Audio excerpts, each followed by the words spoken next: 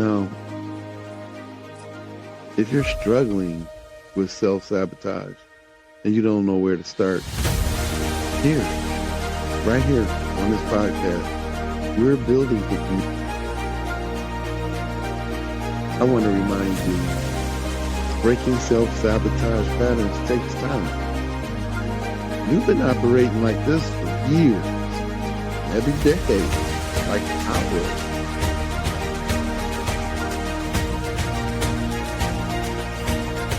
Be patient with yourself. Celebrate the small wins. We're building a community of people committed to breaking these cycles.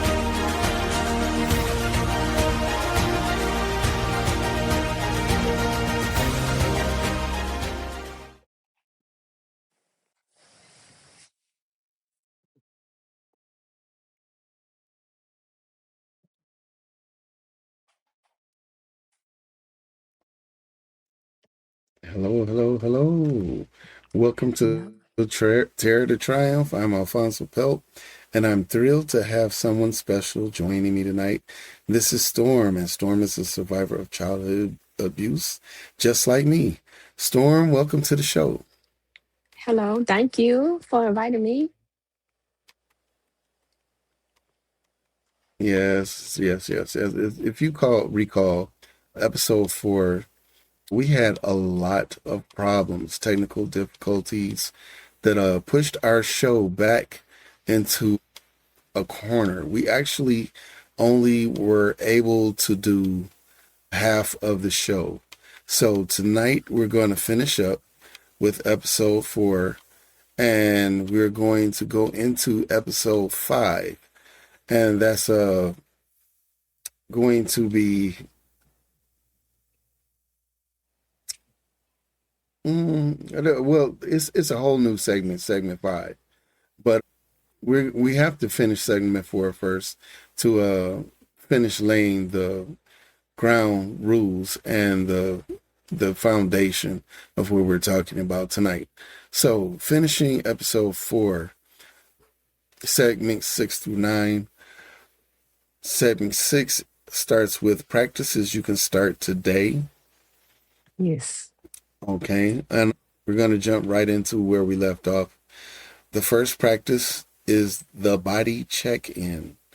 You take 2 minutes out of your day to set a timer for 2 minutes. You close your eyes, you scan your body from head to toe, and you ask yourself, where do I feel tension? Where do I feel at ease? You just notice. There's no judgment. And this reconnects you to your body's wisdom, how you are feeling.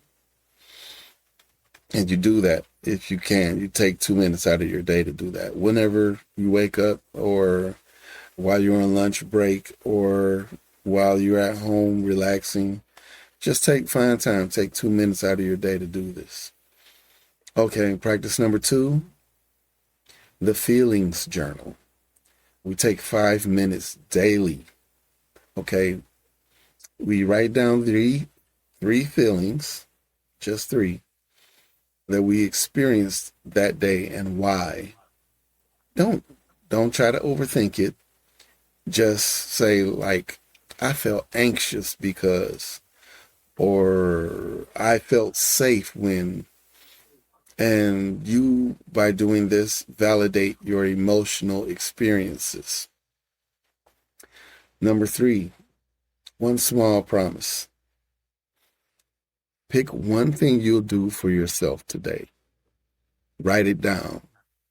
Do it. Then check it off. This builds self-trust through consistency.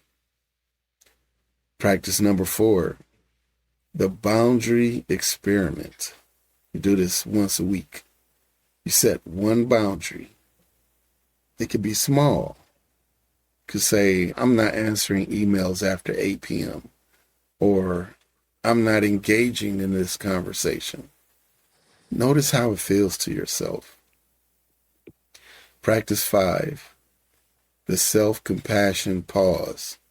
You could do this as needed. So one time a day, 5 times a day, several times during the week. It doesn't matter. Do it when you need it. When you mess up or you start to come down on yourself, stop. Take a pause. Put your hand on your heart. Take 3 deep breaths. You could do it with me.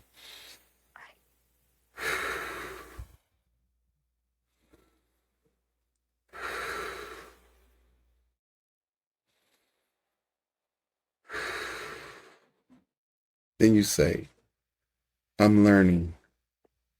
I'm I, learning. I deserve kindness. I deserve kindness. And this interrupts the shame cycle. And we all need that as we're trying to come out from underneath that veil of fear. Storm, which practice resonates with you the most? The deep breath, taking the time to pause and take a deep breath because of the channels of work that you do within the government. You have to, you need that pause when you're dealing with too many conflicts and too many channels. So it's good. Yes, that was the practice for me. Okay, I can agree with that.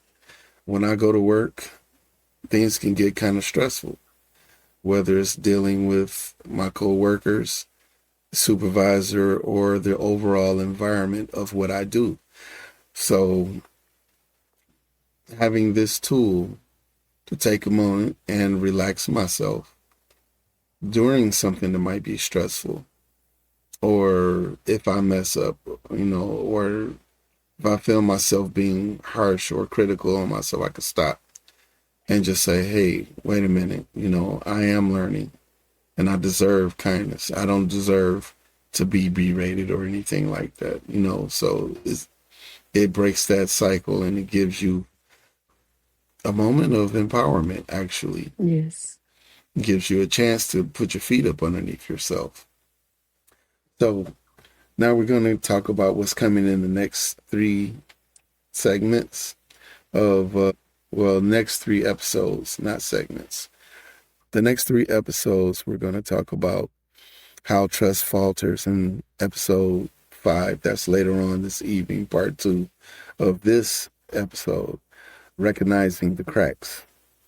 Episode 6, we're going to be talking about steps to rebuilding trust, practical practices. Once you recognize the cracks, how do you rebuild? How do you know if someone deserves a second chance? What does gradual trust building even look like? And then we finish it off with episode 7, sustaining trust, long-term healing. And once trust is rebuilt, how do you maintain it? How do you protect yourself while staying open?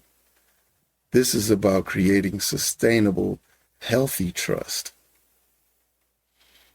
And before we move into the next part of this episode, I want to remind you that you are not alone. Trust issues aren't a personal failure. They're a survival response. And here's how you can engage with us.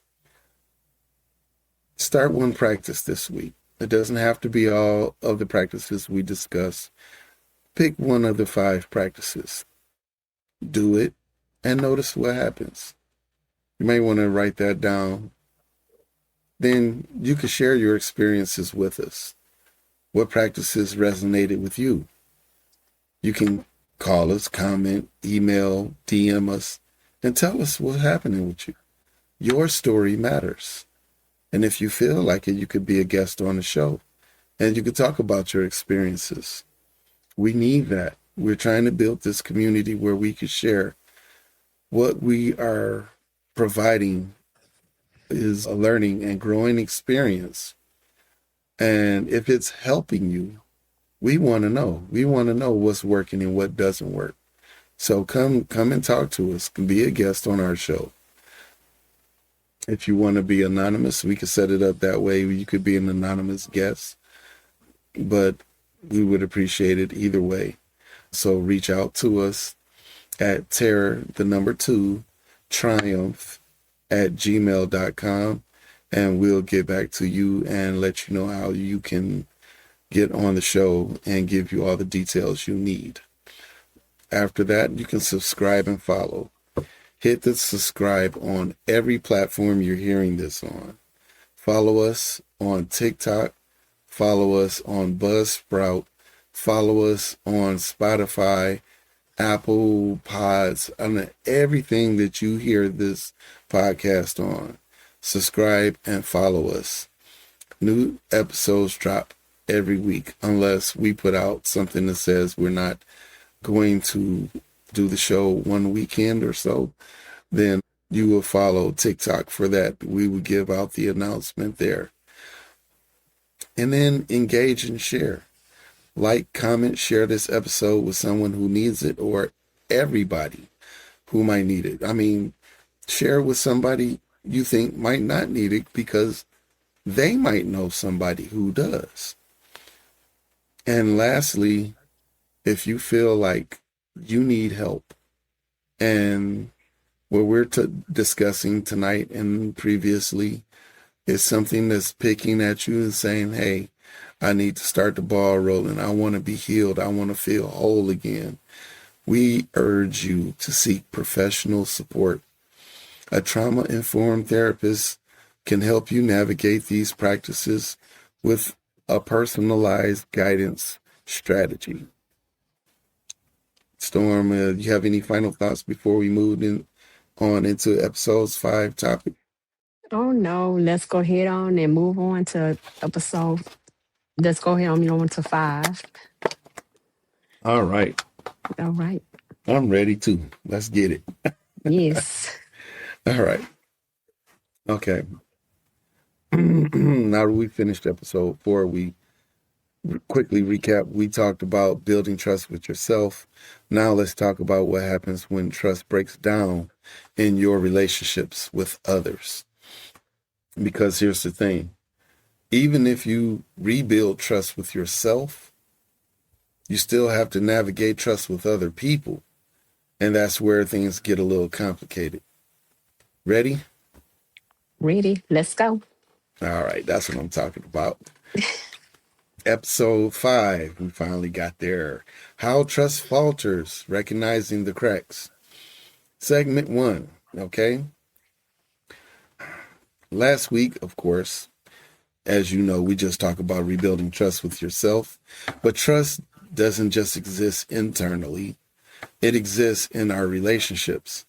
And for survivors of childhood abuse, such as ourselves, trust in relationships is complicated. Here's the reality. Trust can be built, but it can also falter. It can crack, and often we don't see it happening until the damage is already done. So tonight we're exploring the warning signs. We're talking about patterns that show up when trust is breaking down. We're giving you the tools to recognize the cracks before they become fractures. Segment 2, we were talking about the anatomy of broken trust. Okay, so this is how trust breaks down. It's rarely one huge moment. You know, it can be a huge moment, but it's rarely just one thing. It's usually a series of small moments that accumulate. The first pattern is inconsistency. Someone says they'll do something, and then they don't. Or they do it sometimes, but not always. Our nervous systems can't predict them. Inconsistency creates doubt, and doubt erodes trust. For survivors like us, this is especially triggering because inconsistency is what we experienced in childhood. Our abusers were unpredictable. So when we encounter inconsistency in adult relationships, it triggers that old fear. 2, broken confidentiality.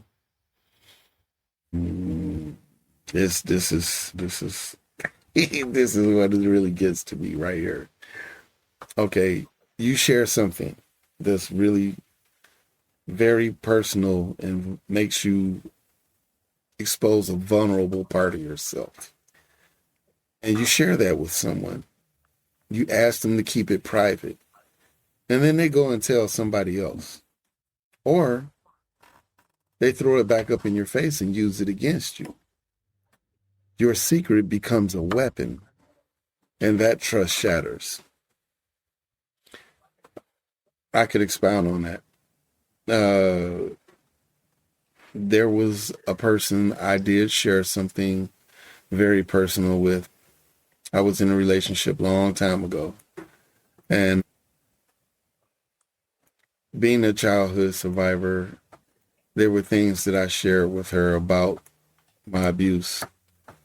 And every time after that, something went wrong, she would bring that up.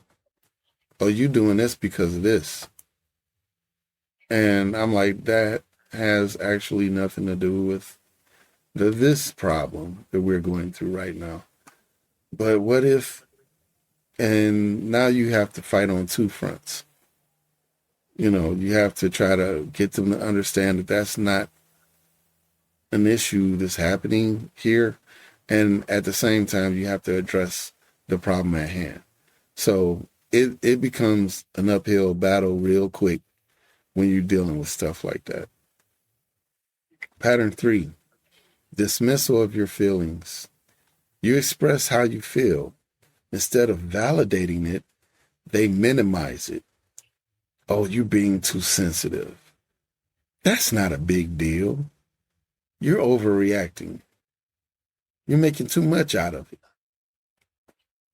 When your feelings are repeatedly dismissed, you stop trusting your own perception and you stop trusting them. 4, broken promises. I'm at fault on this one. This is a me fault here.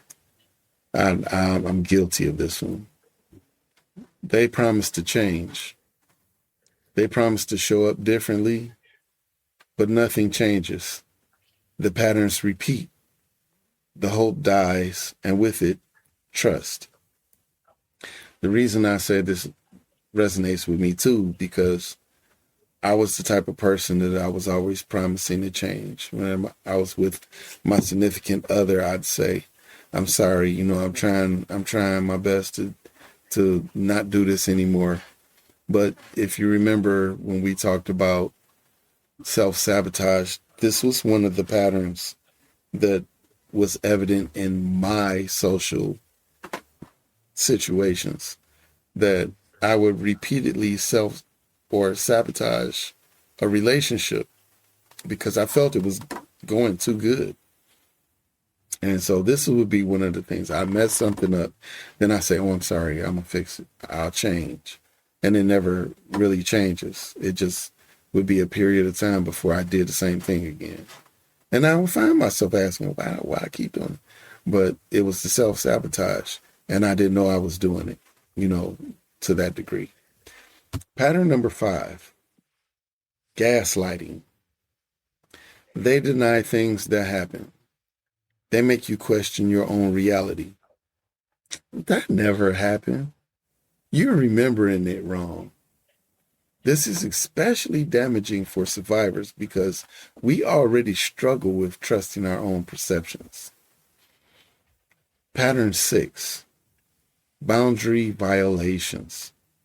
You set a boundary and they cross it. You set it again, they cross it again. When someone repeatedly violates your boundaries, the message is clear. Your needs don't matter, and your trust erodes. Storm, which one of these patterns have you experienced, and how did it make you feel? The pattern that I experienced was like crossing boundaries, and those was past the few years that I don't even associate with no more. And it got Mm, quite, ugly, you know. But now that you seek out to help yourself, then you know how to handle situations as such. agreed, agreed. It's like toxic people. And like we talked about in self-sabotage, we let toxic people back into our lives because sometimes we feel comfortable with that toxicity being around us because of our childhood and how we came up with that abuse. And that toxicity seems normal to us. So sometimes when people break the boundaries, we kind of let it happen. We say, okay, well, we make excuses. But it's not really about that. It's about us recognizing what's happening and addressing it as such without creating a new narrative or saying using our childhood survival responses to negotiate what's happening before us. We have to look at it with our adult eyes and say, okay, no, this isn't me and my feelings. This is something somebody's doing to us. And we have to cut that negativity out of our lives. It's not good for us. So I agree with you. We do have to remove people from our lives that are toxic. Okay, now we're going into segment 3. How do you know when trust is starting to falter? What are the warning signs? Warning sign number 1, you feel hyper vigilant around them. You're always on alert. You're scanning for danger. You can't relax. Your nervous system doesn't feel safe. This is your body telling you something's off. 2, you make excuses for them. They do something hurtful, and you immediately rationalize it. They didn't mean it. Oh, that's just how they are. They were just having a bad day. It's not that bad. When you're making excuses, trust is already cracking. 3, isolating. You stop telling them things. You keep part of yourself hidden. You're protecting yourself by not being fully present. This is a sign that trust has already been damaged. 4, you start testing them. You set up situations to see if they'll betray you. You're looking for proof that they're untrustworthy. This is a trauma response. You're trying to control the outcome by confirming your fears. I want to stop for a second right there because something just came to mind. There has been a lot of videos, relationship videos, where couples test each other to see their reactions, what they would do. Is this something that they were trustworthy? And that's not healthy behavior. So because of social media, we've allowed it to be a normal thing. And it's not. Just as you heard it just when we spoke it. This is a trauma response. We are setting up situations to see if a person will betray us. We're looking for the proof that they're untrustworthy. So in a way, we're already saying, I don't trust you. I just want the proof. Okay, so we have to be careful about watching social media and say, oh, I want to try that with my boyfriend. I want to try that with my girlfriend. Well, do you really know that you're emulating something that's damaging in another person's psyche? And you're introducing that into your own relationship, causing damage to your relationship.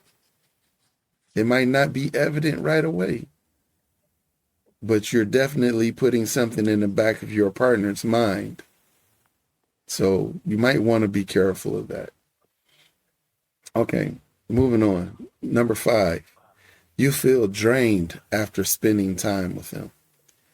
A healthy relationship should energize you. Relationships where trust is broken, they drain you. You feel worse than when you arrived. Number 6, you're having intrusive thoughts about them. You can't stop thinking about what they did. You replay conversations over and over in your mind. You try to look for hidden meanings in what they said. Your mind is trying to make sense of the broken trust. And in a way, your mind is already fractured with the trust, and you're furthering that by trying to find something that may not be there.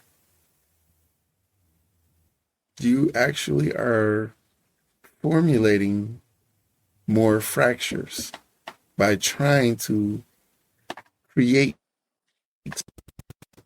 behind what somebody might have said. Okay. Number 7, your gut says, no, hell no. Right, Storm? Talk to the hand. Your gut says no. Okay. That's the most important one. Your body knows something feels off, probably is. Trust your instincts. Which warning sign do you resonate with the most? Have you? Um, Oh, go ahead. I'm sorry. oh no, just when your body say no, because your body is always quick to tell you no, but some of us ignore it. And so that's how we end up in the situations we end up in.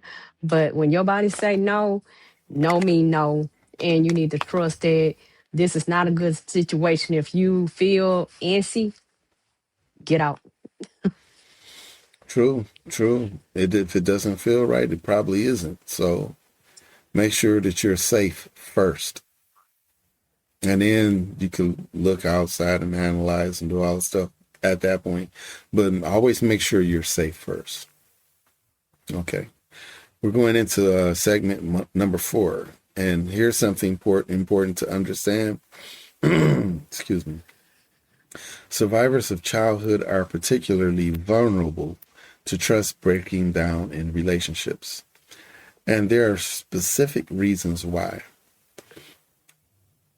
One, we don't know what healthy looks like. We need to pause on that one because if we've grown up in abusive families, dysfunctional families, and we suffered all this trauma as children, where was the healthy we were supposed to emulate? We've never really seen anybody emulate a healthy relationship, or we might not have had a chance to be aware of somebody who is living in a healthy relationship. So we don't know what it looks like. We grew up in dysfunction. So we don't have a template. We might not recognize red flags because the red flags are normal to us. We're drawn to familiar dysfunction. On a subconscious level, we seek out our relationships that mirror our childhood. And because familiar feels safe, even if it's harmful, so we end up with people who repeat the patterns of our abusers.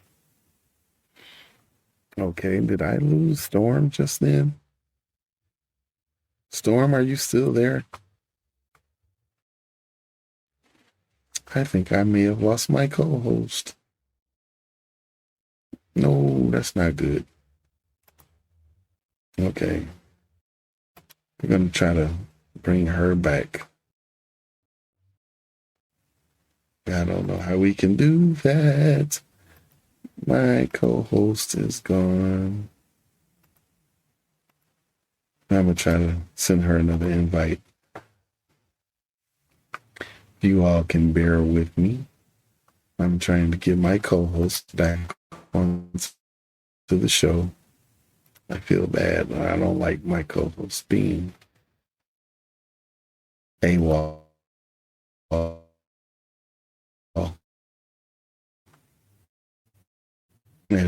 She's pretty good.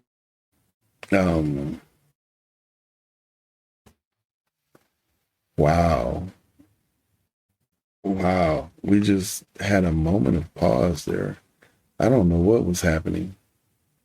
My audio even sounds different. So I'm hoping that we can continue without too many problems.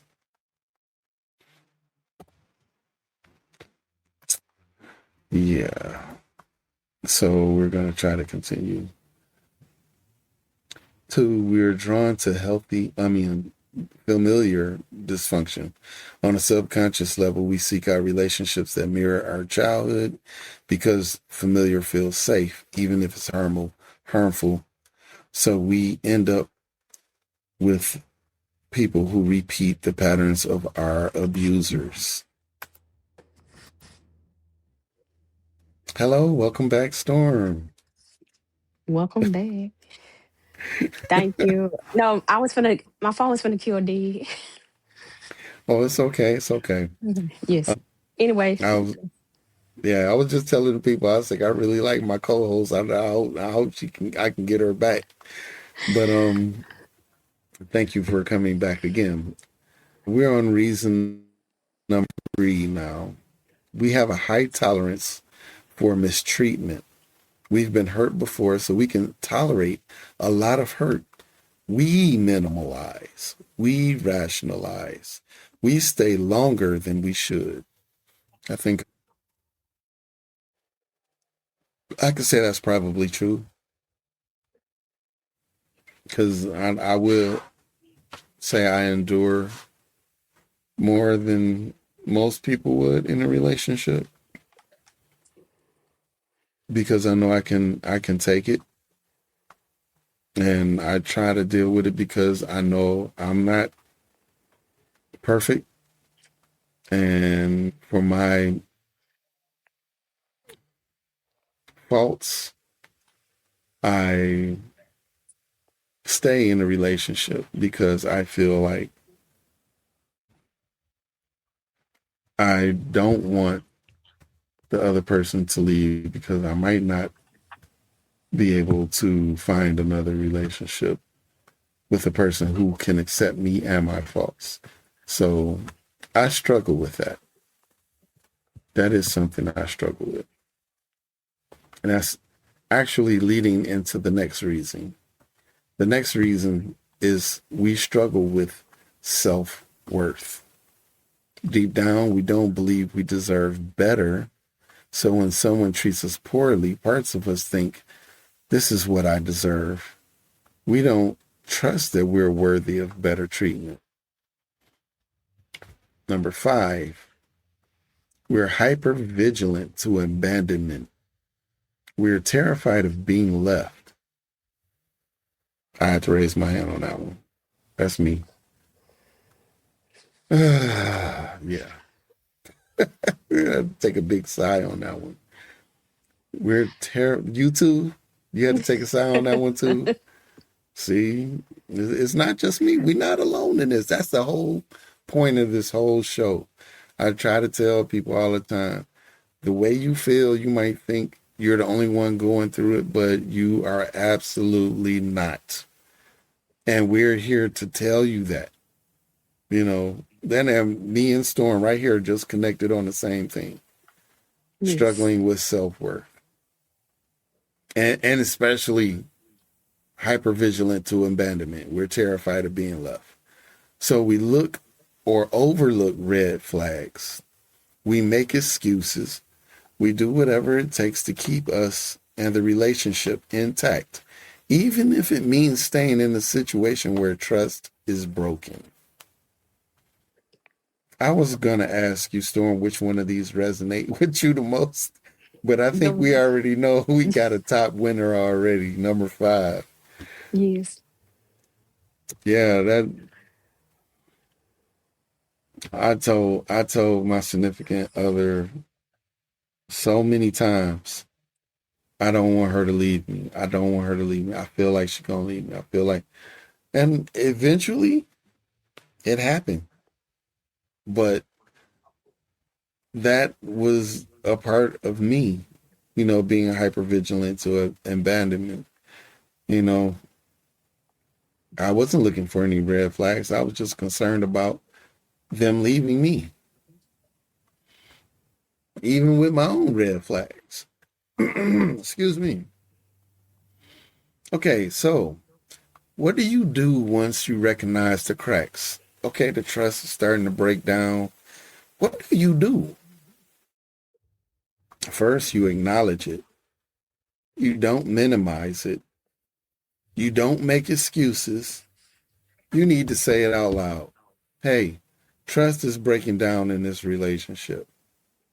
Acknowledgement is the first step. Then you got to start communicating. Be specific about what's broken your trust. When you told my secret, it broke my trust. When you said you changed and didn't, it broke my trust. Give them a chance to respond and listen, because conversations always goes two ways. So part of it is you talking and them listening.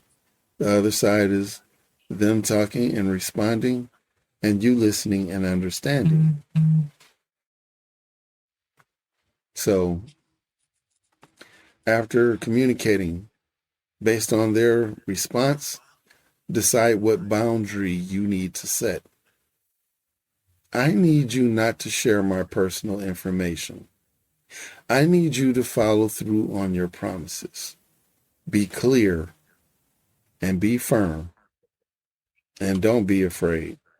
These are your boundaries, and people should respect what you feel.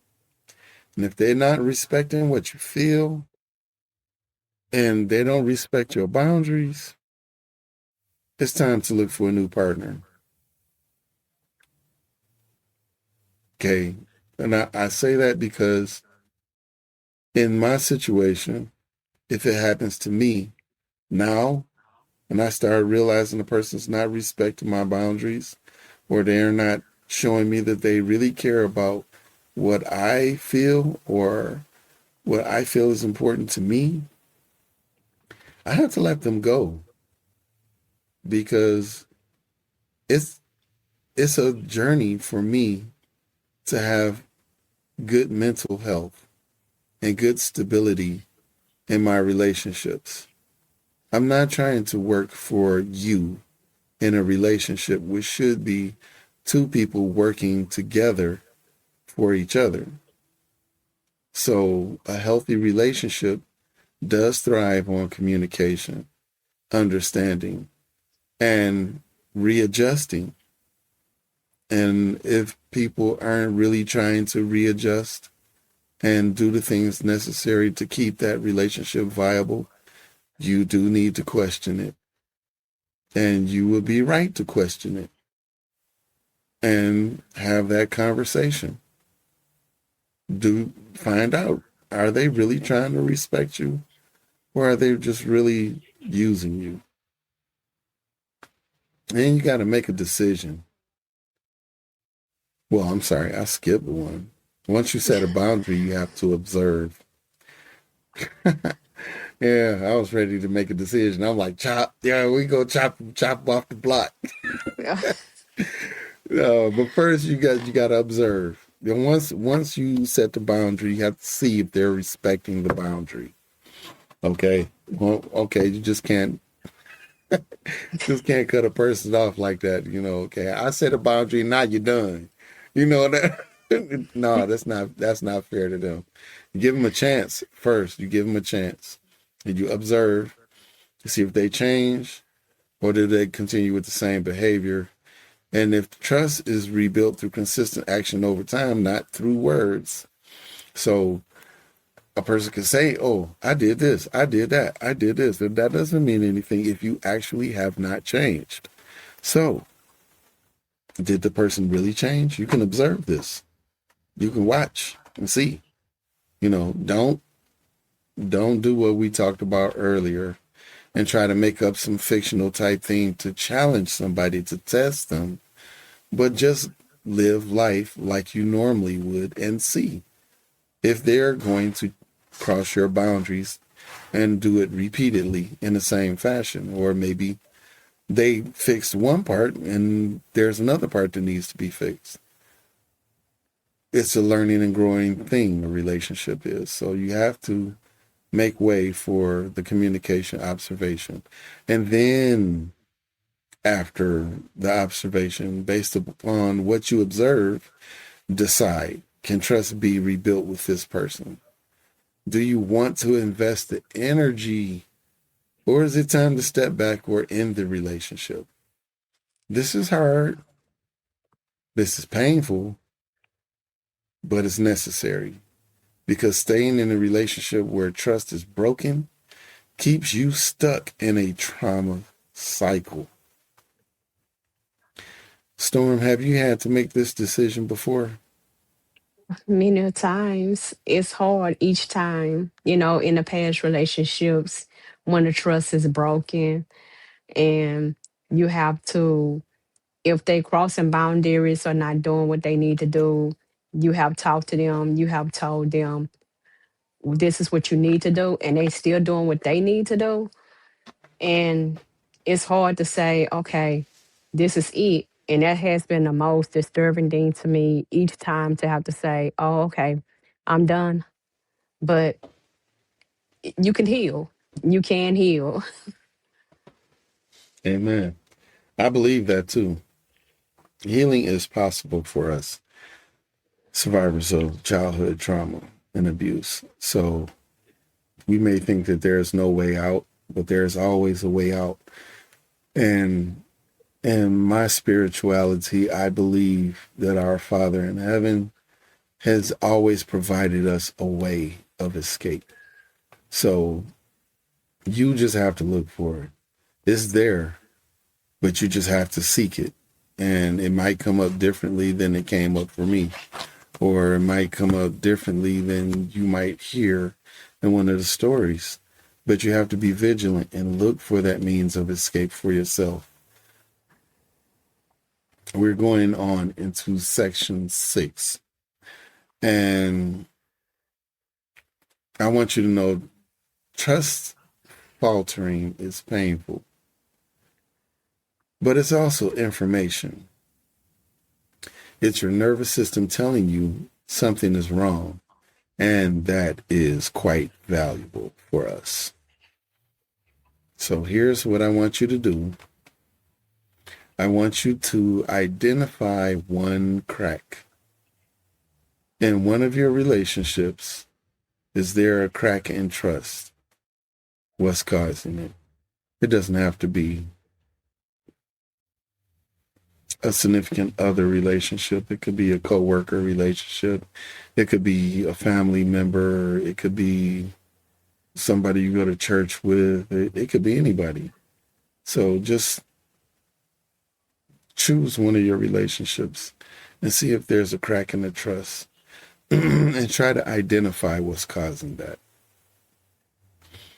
Recognize the pattern.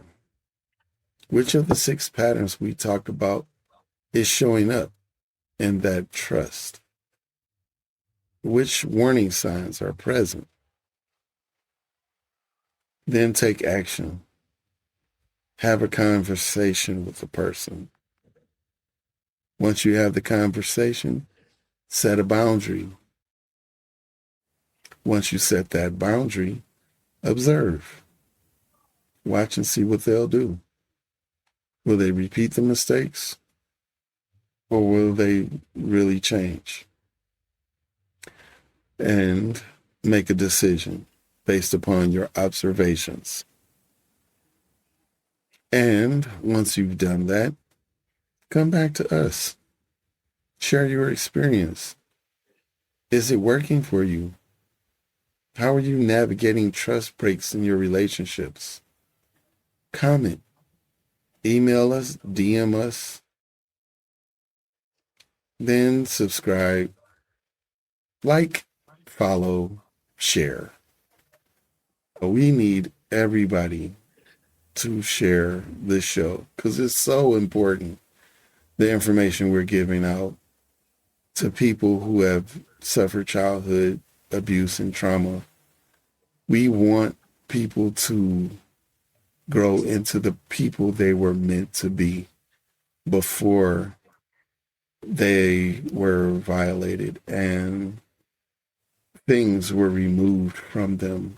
Parts of them were shut down and they became different people than the God people they were supposed to be, that God created them to be. So I want everyone to subscribe, follow, like, share with everyone that you know, all your friends, your family, people who you go to work with, people in church. I want you to share this with everybody because the person you share with may not have an issue like this, but they may know someone who does. And if you're in a relationship where trust is severely broken, talk to a therapist. You don't have to figure this out alone. And that's one of my biggest things. You are not alone. There's always somebody out there willing to help, willing to share, open up, and give you a chance to open up and share your story and to help you identify that not only are you a survivor, but identify the things that are causing you to dwell in that darkness of fear, shame, guilt, and isolation so that you are able to be empowered to escape it and become the person God meant you to be.